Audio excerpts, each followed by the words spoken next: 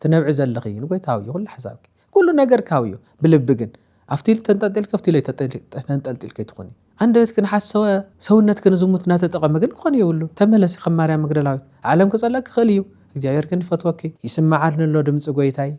ይስማዓን ሎ አብለኩም አለኹ በሐቀይ ይስማዓን ሎ ድምጽ ጎይታይ አበይከ ዓልብ ናብ ዘይከየድ መንገድ ከይድ ይስማዓን ሎ ዘይክዳነይ ከይክደን ይስማዓን ሎ ዘይ መንገደይ ከይድ ይስማዓን ሎ ዘይርአ ከይርኢ ይስማዓን ይርአይነን ሎ ጎይታይ ካብዝ ገርመኩም ጎይታይስ ኩሉ ግዜ ቅድመ ይርአይን ዘጓለይ ኣብ ባሕር ክትኸድ ከለኸስ ማዕበል ነቕነቕ ኢሉ ነይሩ መን ዘህዶ ይመስለኪ ተንፋ ደው ስለ ዝበለ ይሃዲኡ ይኮነን ማዕበል ዓሳ ክመጸኪል ነይሩስ ዓሳ ምልስ ኢሉ ንድሕሪ ዝኸደ መን ድዩ መሊስዎ ወፂ ክዲ ክኻቤትኪ ከምቲ ንቅድሚት ንበዓል ቤትኪ ቃልኣት ይኽሉ ዝኸድኪ ጠሊምካ የዲኻ ወይ ጠሊምካ ያዲኻ ቤተይ መንፈስ ቅዱስ ዝሓድረሉ እዩ መንፈስ ቅዱስ ዝሓድረሉ ቤትካ አበላሽ ኸዲኻ አበላሽ ኸዲኺ ዛጓለይ አንተ ጓለየ ክርስቶስ ግን ተፈልጥ የዲኺ ክብል ከልኹም መጽሐፍ ቅዱስ ቃሉስ ስለሰማዕኸዮ ወይ ስለዘንበብክዮ ማለት አይኮነን አነ ተፈትዎ ደለኹም ክርስቶስ አነ ብጣዕሚ የዝፈቱ بحق يزولكم كالبي بحق بتعم يتفتو بتعم فتويه بحد مساي كم زلوت مسيلو سمعني قويتاي نغوسي كم ابوي كم عركاي كم كل مناي كم اكليلي ز قويتاي بار معز شتو خفسلك معز شتو خنسنسلك قامو تمعزلي نهيوتي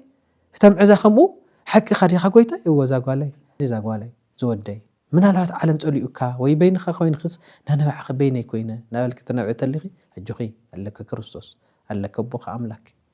الله نسوز وتوكي بسم አብ ወወልድ ወመንፈስ ቅዱስ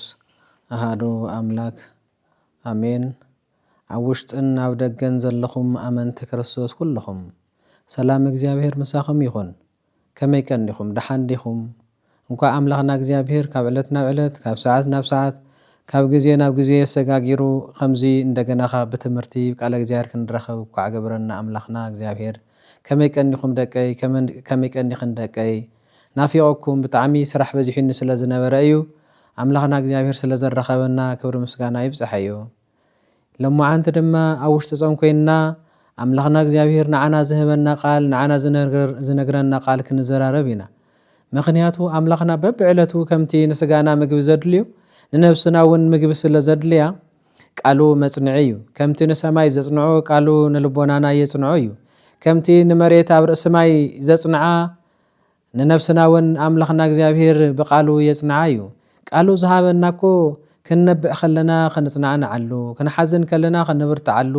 ክንጠም ከለና ክንዕንገለሉ፣ ክንደክም ከለና ክንብርትዓሉ፣ ቅንዕ ክንብለሉ እዩ ኣምላኽና ዝህበና። ኣብ መንገዲ ድምፂ እግዚአብሔር ይስማዓካ ነይሩ ዶ ዛጓለይ? ይስማዓካ ነይሩ ዶ ዝወደይ? እንታይ ናበለ ይስማዓካ ኣጅኹ ዛጓለይ? ሓይልኺ ውስኸከ ሓይልኺ ኣነ እየ ኣጅኹ ዛጓለይ ኣብ ዝበጻሕኸዮ በፂሕኺ እስካብ ትምለሲ ክድግፈከ ከምቱ ናይ ያዕቆብ ናይ ኣቦኡ ምኽሪ ሰሚዑ ናይ ኣቦኡ ሓሳብን ቃልን ሰሚዑ እናተጓዓዘ እንዳሃለየ ለይቲ ጸላም ኮይኑ ደቂሱ ክሓድር እሞ ብብርሃን መዓልቲ ክጓዓዝስ እምኒ ተስሒቡ እዩ እኮ ተተርእሱ። ካልእ ትርኣስ ስለ ዘይነበረ እምኒ ስሒቡ እዩ ተተርእሱ። ካልእ ክዳን ስለ ዘይነበረኪ ኣብ ስደት ኣብ መንገድስ እታ ዝነበረት ክዳኒኽ እኮ ንግፍ ኣቢልክ ተኸዲንክ እያ። ካልእ ምግብ ስለ ዘይነበረክስ ዝደረቐ ነገር ነበረኮ ይኸ ቆርጢምኪ። ጥዑም ዘይኮነ ማይ እኳ መሪር እንተኾነ ግን ንጽምእኺ ክተርዊ ስለ ዘለኪ ንጽምእኺ ክተርዊ እቲ ማይ ቀዲሕ ክሰቲኽዮ። ካልእ መዓልቲ እኮ እቲ ማይ እሶይ ትሰትዮን ነርኪ ግን ኣምላኽ ባሪኹልኪ መንገድኺ እውን ርእይዎ። ሰብ እኳ ዋላ ተጸሊእኪ ዋላ ኣብቲ መንገዲ እኳ ሰብ ተጸለክስ ነገር ግን እግዚአብሔር ስለ ዝፈትወኪ እግዚአብሔር ስለ ዝፈትወካ እቲ ማይ መሪር ዝነበረስ ጥዑም ክኾን ይገብረልካ። ዘሕምም ዝነበረስ ከም ዘይሕምም ይኸውን። ስለዚ ኣምላኽና እግዚአብሔር ኣብ ስንቅናውን ኣብ ሓይልናውን ኣብ ጉልበትናውን ኩሉ ይውስኽ። እቲ ዝነበረና ክበዝሕ እውን ይገብረልና፣ እቲ ዝወሓደ ከብዝሕ ከበርትዕ እውን ይገብር። ያዕቆብ ስሑ ኣቢሉ ተኣምነ ምስ ተተርእሳስ ኣምላኽ እግዚአብሔር ክርኳሕ ክትኾነ ይገበራን እኮ ኮታስ ንላዕሊ ገጹ ክገብር እሞ እታ ትርኣስ ክትኾኖ ንላዕላይ ቁልሓ እንተበለ ከዓ ብርሃን በሪሁ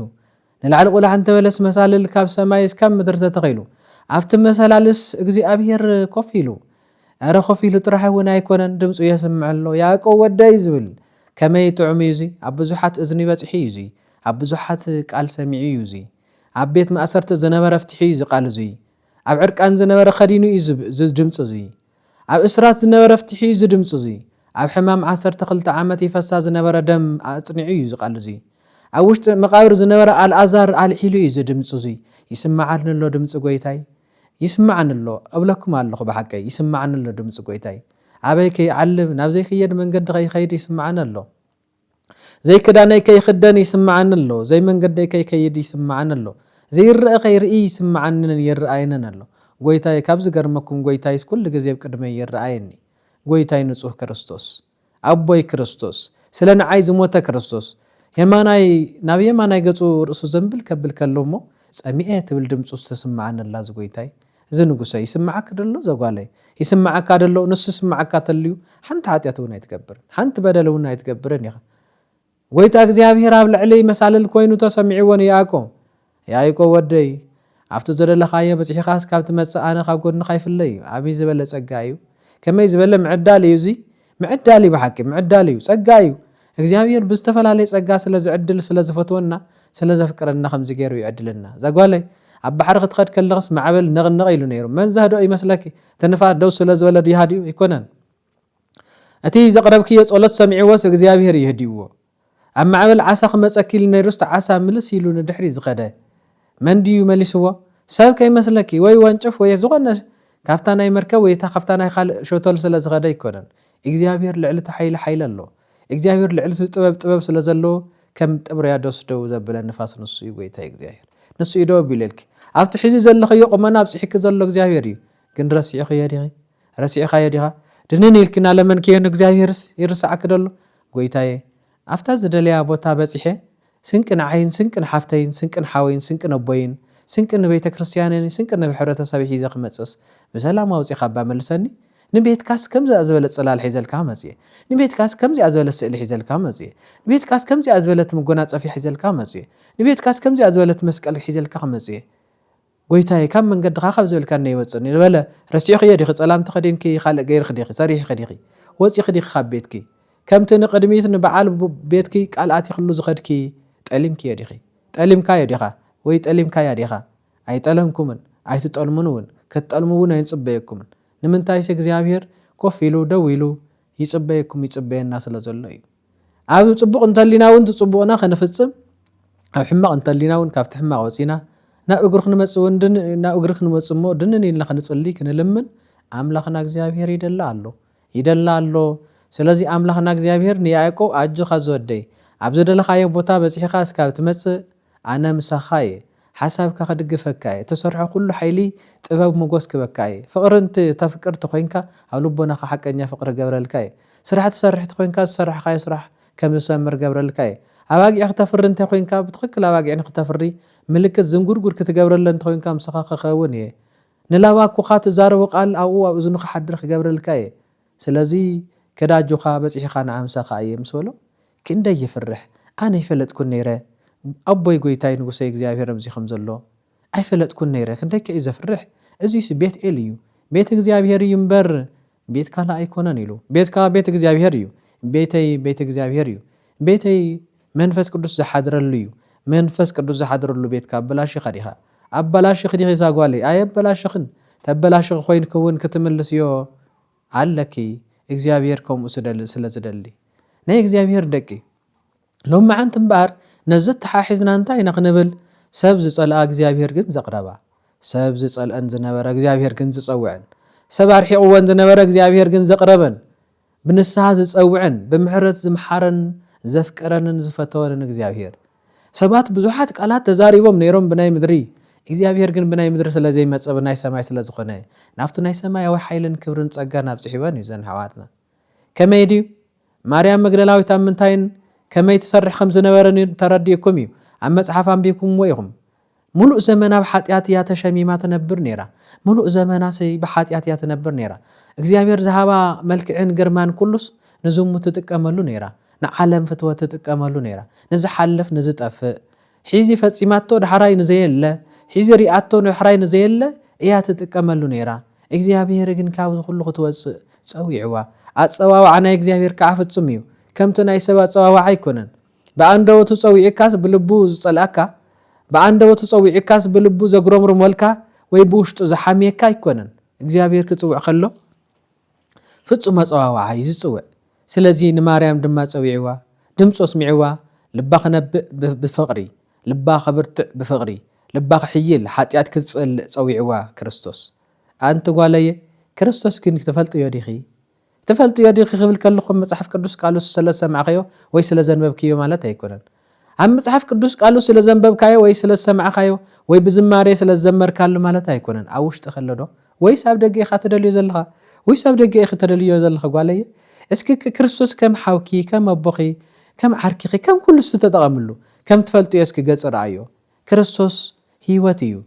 مخسب هيوتيو أكليل هيوتيو برهان هيوتيو منقد هيوتيو طعميو مقبئيو كبرئيو أكليليو كريستوس بملو الناس فلتا سب اسكام موت فقري صنع حياليو ينبئ بحق إناي كريستوس فقر حياليو بتاريخ تركاز حلفة يكون زنبريو هواريات النازين يرزماتلو نفقر كريستوس زماتلو ماريم مقدلاوي دما دمصو مسمعت تدمص تصحيفو لبا ناي كريستوس دمصي او لبا تصحيفو فقر كريستوس او لبا تصحيفو حيل كريستوس او غنا خوين او وشط لبونا خوين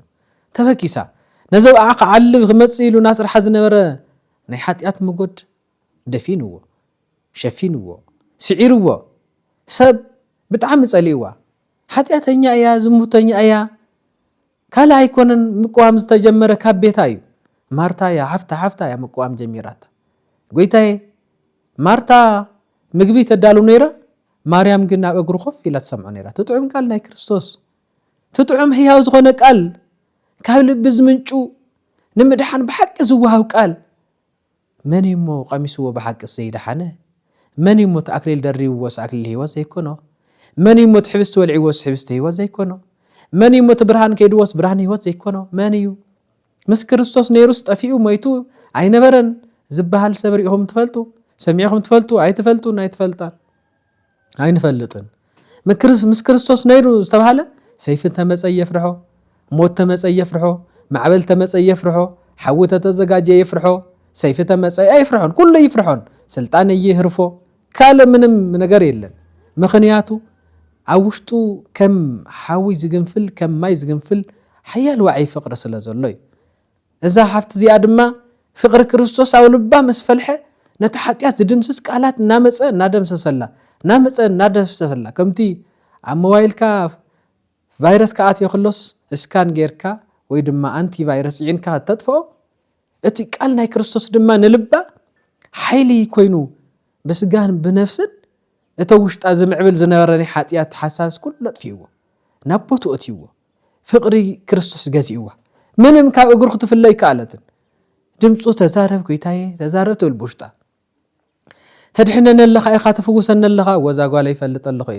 كم تدحن زلخ فلط لخ يزاغوا لي دحر حزي انا اي قال ناتكي دحر حزي انا اي حيل ناتكي دحر حزي انا اي هيوت ناتكي دحر حزي منقد ناتكي انا اي زاغوا لي برتعي حاتيات يشنفكن اي سعركن يخ خبرك لعلك بلك يا حاتياتك حصوك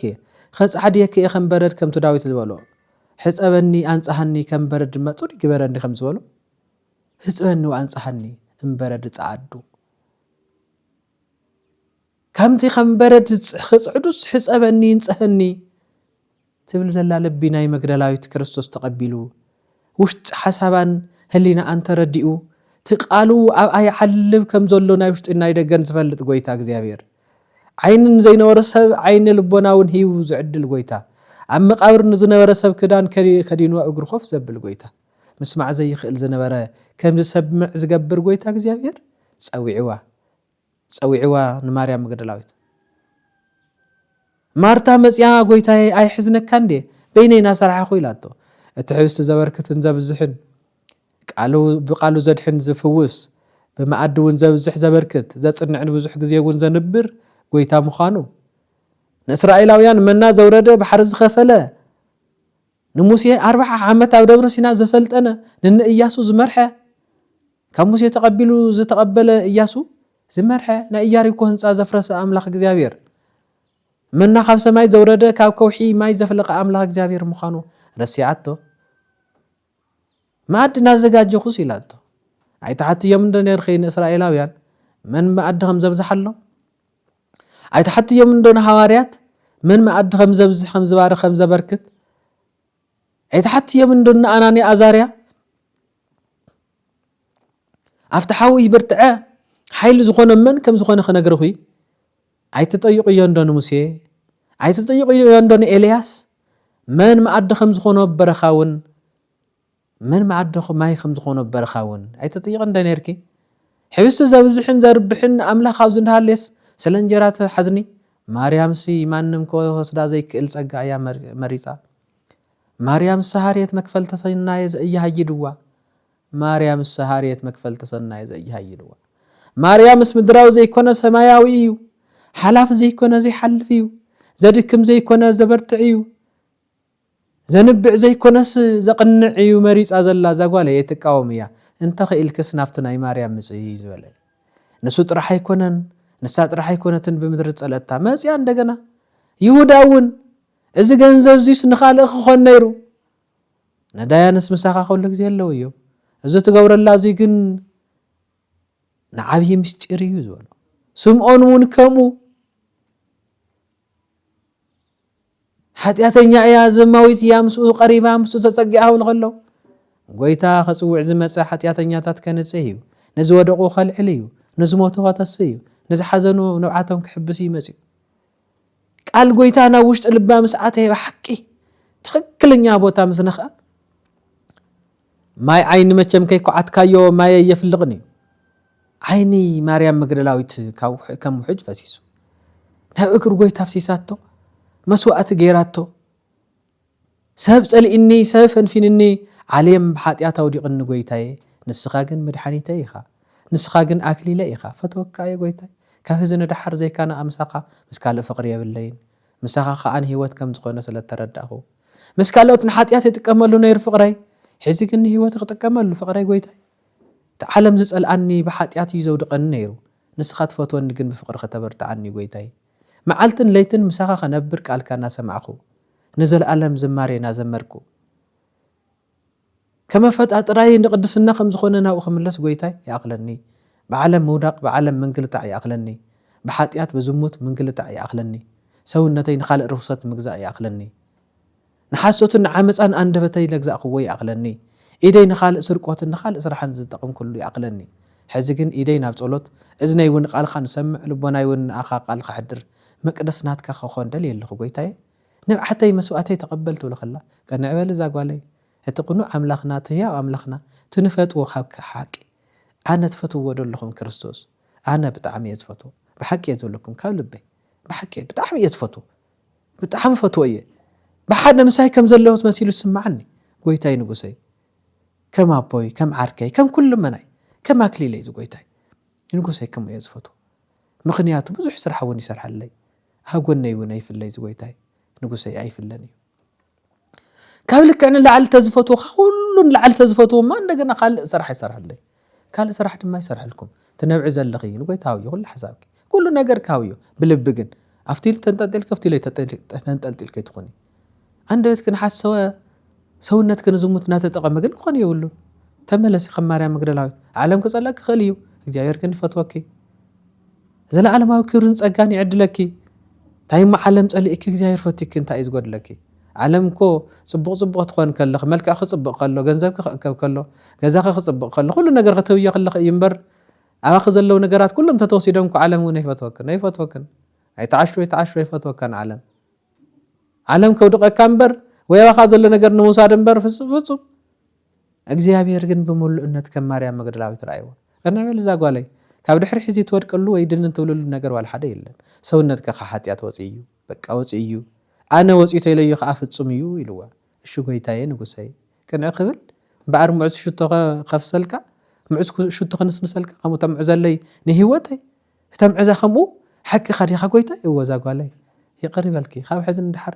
ቅድሚት ካብ ሕዝን ቅድሚት ነበረ ኃጢአትኪ ኩሉ ተሰምሲሱ እዩ ከም ጻዕዳ ክዳን ነጽይኺ ክዛጓለይ ነዚኣ ክፈተና ከይፍትነክ ሰይጣን በርትዒ ሓይሊ ኸበኪ የመጎስ ክበኪ ይልዋ ዓለም ጸልኢዋ ርእይዋ ኣብዙ የመብፅሓን ዓለም ፈትይዋው ነው ዝህዚ ዝበፅሐቶ ኣብዙ ጸጋ ዘብፅሓ እግዚአብሔር ኣይመብፅሓን ነይሩ እግዚአብሔር ስለዝፈትዋ ግን ኣብዙ ደረጃ ዘብፅሕዋ እታ ሳምራዊት ሰበይቲ ዓለም ደኸምቲ ጎይታ ዝቀድሕቶ ማይ ከባ ነይሩ እዩ ዓለም ደ ብ6 ሰዓት ሃሩር ፀሓይ ንሓንቲ ሰበይቲ ኢሉ ዋጋ ክኸፍል ይኽእል ነይሩ መስለኩም እቲ ማይ ህይወት ተሸኪሙ ናብኡ ኸድ ነይሩ ኣይምኸደን ربحي انتاي تبني انتاي تقبرلي انتاي تسرح لي خمزي مسكوركو انتاي ربحة تبني كمزي مسرح خلقا خمزي مسبلكو خمزي مسهاوكو انتاي اخا تقبرلي زبلي ينقرك خمسة سرح لك أي مناجي سرح لك لا وقا خندي تخفلني خندي إخا تبني እግዚአብሔር ዝሃበኒ ጸጋስ ንኣኻ ብምንም እንታውከ ኻንታ ይጎድለኒ ንስኻ ነፍስኻ ተድሓን ከሉስ ምንም ንስኻ ነፍስኻ ተድሓን ከሉስ እንታይ ይጎድል ዝጎድል ነገር የለን ዘምደቀ ስለዚህ እግዚአብሔር አምላኽ ንማርያም መግደላዊት ፍጹም ገይሩ ይይዋ ነታ ሰበይቲ ድማ ማይ ቅድሒንኪ ማይ ሃብኒ ልዋስ ኩባያ ማይ እኮ ክትቀድሓለይ ከኣለት ነይራ ሰብታ ዝኾነ ነይሩ ኣነ ክህባ መፅየሲ ንሳ እዙይ ትኽእለኒ ኢሉ ክምለስ ነይሩ ጎይታ ግን ኣይኮነን ስኻ ሳምራዊ ስኻ ይሁዳ ኣነ ሳምራዊ ተትብሎ ከላ ከተረዳእን ከተፈልጥን እዩ ዝገበረ እምበር ዋ እንታይ ወስኺ ከምዚ ትብልኒ ኣይሁዳዊ ተኾንኩ እንታይ ድየ ኢሉ ኣይበላን ካብ ኣይሁድ መፅየ ትብልኒ ኣለኽስ ናይ ኣይሁድ ኣከዳድና እንተኸደንኩስ እሞ እንታይ ድዩ ኣነ እኮ ከምዚ እየ ኢሉ ተመኪሑ ይኮነን መሊስዋ ንዛ ሰበይቲ ኣፅኒዕዋ ንዛ ሰበይቲ እቲ ካብዚ ዝሰቲ ካብዚ ማይ ዝሰቲ ሰብ ደጊሙ ይፀምእ እዩ ቲ ኻባይ ኣነ ዝህቦ ማይ ግን ደጊሙ ዘይፅምእ እዩ ንዘለኣለም ካብ ከርሱ ዝፈልቕ እዩ ሂወት ዝህብ ማይ እዩ ዘለኣለማዊ ማይ እየ ዝብለክ ዘለኹ ንስኻ ግን ሒዚ ቀዲሕኺ መሊስ ክፅባሕ እውን ትመፅእ ኢኺ ምስ በላ ጎይታየ ንስኻ ማይ ሂወት ኢኻኒኻ ስኻ ካበይ ኣቆቦና ትፈልጥ ዲኻ ኢላቶ ነይራስ ዘይፅምእ እዩ ምስ በላ ግን ህያው ፅቡቕ ማይ ክህባ ከም ዝኾነ እንድሕር ንምድካማ ከገፈላ ኮይኑ ሓቲታ ነይራ ጎይታ ግን ብሙሉእ ፀጋ ከተመፅእ ገይሩ ሙሉእ ፀጋ ዓዲሉ ንኻልኦት እውን ሙሉእ ፀጋ ሂቡ እዩ ከምዚ እዩ እምበኣር ንማርያም መግደላዊት እውን ስምዖን እውን ክሕቶ ከቕርብ ከሎ ንስኻ እኮ ንእግረይ ማይ የምፅእኻለይ ንርእሰይ እውን ቅብኣተ የምፅእኻለይ ንሳ ግን እግረይ ብንብዓተ ሓፂባቶ ብፀጉሪ ሓቢዛቶ ንዕለተ ቀብረይ ዝኸውን ሽታ ምዑዝ ድማ ሽታ ክባር ሽታ ሒዛ መፅያስ ናብ ዝባነይ ኣርከብ ኪፋቶ እያ እዚ ናይ ውሽጣስ ብደገ ገሊፃቶ ስለ ዝኾነት ንስኻትም ምን ከምዚኣ ተምሃሩ በልቢ መምላስ ተምሃሩ እዩ ዝብል ስለዚ ዓለም ተፀለአካ ኣይተደነቕ ዓለም ተፈተወካ እዩ መኸጥፋእካ ከምቱ ቅዱስ ያሬድ ይብሎ ዓለም ሰተማስኖ ለዘኣፍቀራ መኑ ጠቢብ ወመኑ ለባዊ ወመኑ ጠቢብ ዘይኣምር ግብራ ዓለም ሰተማስኖ ለዘኣፍቀራ መኑ ለባዊ ወመኑ ጠቢብ ዘይኣምር ግብራ ዓለም ሲ ንዘፍቀራት ተጥፍኦ እምበር ኣይተድሕኖን ተንገላትዖ እምበር ኣይተድሕኖን ዓለም ፈትዩ ዝድሓነ መን እዩ ብዙሕ ቅርሺ ይእከብ ብዙሕ ወርቅታት ይእከብ ብዙሕ ኣልማዝ ዳይመንድታት ይእከብ ዳይመንድ ሒዙ ዝተቐበረ ሰብ ርኢኹም ትፈልጡ ወርቂ ሒዙ ዝተቐበረ ሰብ ርኢኹም ትፈልጡ ገዛዙ ሒዙ ዝተቐበረ ሰብ ርኢኹም ትፈልጡ መካይን ተሰኪሙ ዝተቐበረ ሰብ ርኢኹም ትፈልጡ ጀዲድ ተሰኪሙ ዝተቐበረ ሰብ ርኢኹም ትፈልጡ ወይ ሱፍ ብናይ ካልእ ዓለም ትኮይኑ ወይ ክዳን ካልእ ብናይ ባዕሉ ባህሊ ሓንቲ ሒዙ ክኸድ ከሎ ኢኹም ርኢኹም ሪና ንፈልጥ ነዚ ኢና ንዳፋዕ ብዓለም ንድሕሪት ንዝመፅእ ፀጋን ክብርን ሂወትን ግን ዓለም ፀሊኡና እግዚኣብሔር ተፈተወና ፀጋ እምበር ጉድለት የለን ምንታይ ይበቅዖ ለሰብ ለእመ ኩሎ ዓለም ረብሃ ወነፍሱ ሃጉለ ሰብሲ ኣብ ብኩሉ ብዓለም ብዙሕ እንተኣከበ እንተረብሐ ብዙ ምድርሲ ብሰማይ ግን ድሕር ነፍሱ ጥፊኡ ኮይኑ እንታይ ይረብሖ እንታይ ዝጠቕሞ ናይ ምድር እኮ ከም ፅላሎት ሓላፊ እዩ ናይ ምድር እኮ ከም ፅላሎት ጠፋእ እዩ ነይሩ የለን እገለ ቅድሚ ሰዓት ርእ እየነበርኩን ከምዚ ዝበለ ገጢምዎስ የለን ካብዚ ዓለም ተፈልዩ ከምዚ ዝበለ ገጢምዋስ ካብዚ ዓለም ተፈልያ ከምዚ ዝበለ ወፂሕዎስ ካብዚ ዓለም ተፈልዮም ከምዚ ዝበለ ናይ እዚ ገጢምዎም ከምዚ ኢሎም ካብ ከምዚ ተባሂሉ መላምልቲ ናይ ዓለም ተገሊፁ ነርናስ ኣይነበርናን ከምቲ ቆፅሎ ማዓንተ ቆይሉ ፅባሕ ዝጠፍእ ከምኡ በቃ ሂወትና ከምኡ እያ ኣብ እግዚኣብሔር ተተመዝጊባ ግን ንእግዚኣብሔር ሓይልን ጥበብን ተፈሊጣ ኮይና ግን ዘለኣለማዊ ክብርን ፀጋን ናብ ዝተረኽበሉ እያ ትበፅሕና ዓለም ንማርያም መግደላዊት ፀሊእዋ ነይሩ ሓጢኣተኛ በደለኛ ንስምዖን ብዙሓት ንይሁዳ ካልኦት እውን ሳይ ምስ ሓጢኣተኛ ሰበይቲ ኮፍ ኢሉ እንዳበሉ ንክርስቶስ እውን የጉረምርሙ ይዘረቡ ነይሮም ዓለም ፀሊእዋ ነይሩ እግዚኣብሔር ግን ኣቕዲሙ ኣይደኣኹማ እንቶም እታ ሰበይቲ ኣብ ዮሃንስ ወንጌል ምዕራፍ 8 ካብ ቁፅሪ 1 እስካብ 11 ቁፅሪ ዘሎ ቃል ተንቢብኩሞ ኣይሁዳውያን ሕጊ ናትና እዩ ኣብ ዝሙት ዝተረኽበት ብእምኒ ተቐጥቂታ ትሙት ዝብል ሕጊ ነይርዎ ታብ ዝሙት ተረኽበት ሰበይቲ ከሲሶም ናብ ክርስቶስ ምፅእዋ ታይም ኩሉላ ክልተ ነገር ሓደ ሓጢኣት ተረኺባ እዮ ኢሎም እንደገና ከዓ ክርስቶስ ታይ ይኽብላ ታይ ለዚኣ ሙሴ ከምዚ ብእምኒ ተቐጥቂታ ትሙት ኢሉ ፈሪዱ እዚ ክርስቶስ ከ እንታይ ኢሉ ይፈርድ ክርስቶስ ከ እንታይ ኢሉ ይፈርድ ኢየሱስ ክርስቶስ ከ እንታይ ኢሉ ይፈርድ ኢሎም ሒዘምዋ መፅኦም ድነን ኢላ ጻዕቲ ኣብ መሬት ጽሒፎ ግንባሮም ዝተለጠፎም ንናይ ባዕላ ሓጢኣት ምስተሸከመ ሰብ ብድድ ኢላ ይከደትን ኣይጠፉን እንዲዮም ጠቕሊሎም ብሙሎም ኣይጠፉን እንዲዮም ታኾይኖም እንዳደው ዘይበሉ ካብኡ ሕፀበና ካብኡ እንጽህና ኣድሕነና ዘይበሉ ምስ ሓጢኣቶም ሰኢሎም ዝኸዱ ታሰበይቲ ግን ክርስቶስ ኣንጽሁ ይቕሪ ኢለኪ እዛ ጓለይ ካብ ሕዝን ድሓር ብዙሕ ሓጢኣት ከይሰርሕ ኢሉ እዩ ዓለም ጸሊእዋ ዓለም ክኾነና ብእምኒ ክቐጥቅጣ መፅዩ ክርስቶስ ክናድሒኑ ሰዲድዋ ካልኦት እውን ብዙሕ ታሪክ እንተንትርኽ ከምኡ ማለት እዩ ስለዚ እዛ ጓለይ ዝወደይ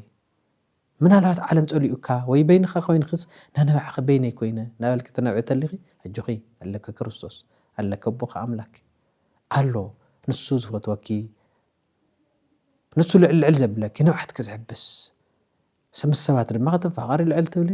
ስራሕ ክኽብርክ ዝገብር ንሱ ስለ ዝኾነ ንሱ ከስተኻኸለልኪ ንሱ ከስተኻኸለልና እዩ ሓዳር ተበላሽኩም ወይ ሓዳር ተበላሽክን ምትእምማን ኣብይ ምትእምማን ጠፊኡ ሰይጣን ኣትይዎ ይረባበሽ እንተልዩ ኮይኑ ቀረቡ ናብ እግዚአብሔር ኣስተኻኽሎ እዩ ተብኣ ተቐርቂሩ ዘሎ ሰይጣን ብትን የብለኒ እየው ተብኣ ተቐርቂራ ዘላ ሓሳብ ብትን የብላ እግዚአብሔር ተስተኻኸል ናብ መስመራ ተኣቱ ቀረቡ ንዑ ናብዚ ንዑ ስምዕዎ ንእግዚአብሔር ቃሉ ብዙሕ እዩ ሰፊሕ እዩ ቃል ኣምላኽ ስምዕዎ ተመኸሩ ተማዓዱ ከምዚ ኮይነ እንታይ ክገብር በሉ ዳሕራይ እግዚአብሔር ከዓ ምኽሩ ጥበቡ ክዕልበልኩም እዩ ኣቦና ሓውና ኣነ ከምዚ ኮይነ ኣለኹ እንታይ ካብዚ ከመይ ልክድሕን በሉ ቃል ኣምላኽ ከምዚ ብል ሓዳር ድማ ከምዚ ጌርክ ምርሕዮ ቤትክ ድማ ከምዚ ጌርክ ኣስተኻኽልዮ ሰውነትክ ድማ ከምዚ ጌርክ ቅድስዮ ጾምክ ድማ ከምዚ ጌርክ ጽምዮ